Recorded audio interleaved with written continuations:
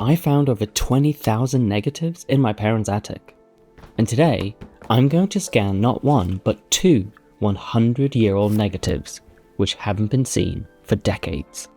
Before my grandmother passed away, she gave me her camera, an Olympus OM1, and I've been shooting on it ever since.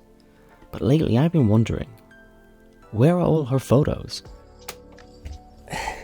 I'm getting too old for this. First sign. Packed away in one of the boxes, I found what I was looking for.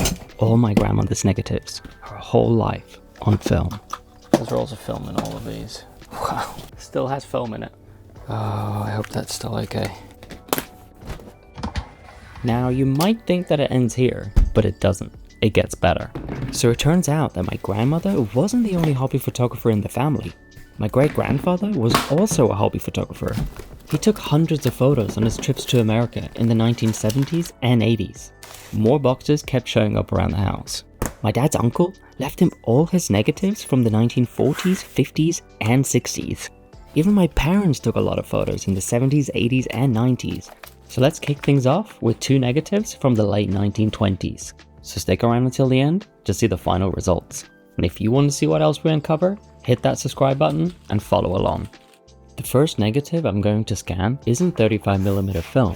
It's a single 6x9 frame from a roll of 120 film, shot in the late 1920s. There's no label or name on the film at all. But for the 1920s, that wasn't unusual. Edge printing and brand names didn't appear until later. At this time, hobby photographers were starting to move from large 9x12 glass plates to smaller 120 film cameras. Each frame still felt precious, film was expensive, and every exposure had to count.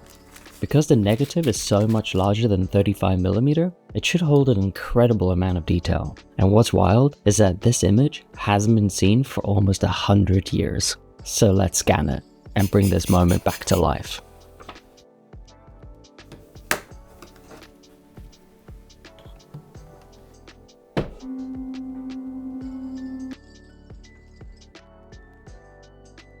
This photograph was taken on a family hike in the late 1920s. My grandmother is here with her mother, father, grandfather, and brothers.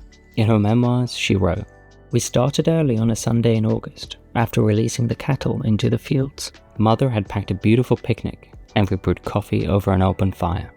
Grandfather was 82, and it will be a hike I'd remember forever." Here's another photo from the hike. In the background, you can just make out a faint waterfall. And the photographer is in the photo too, if you look closely. Can you guess who it is?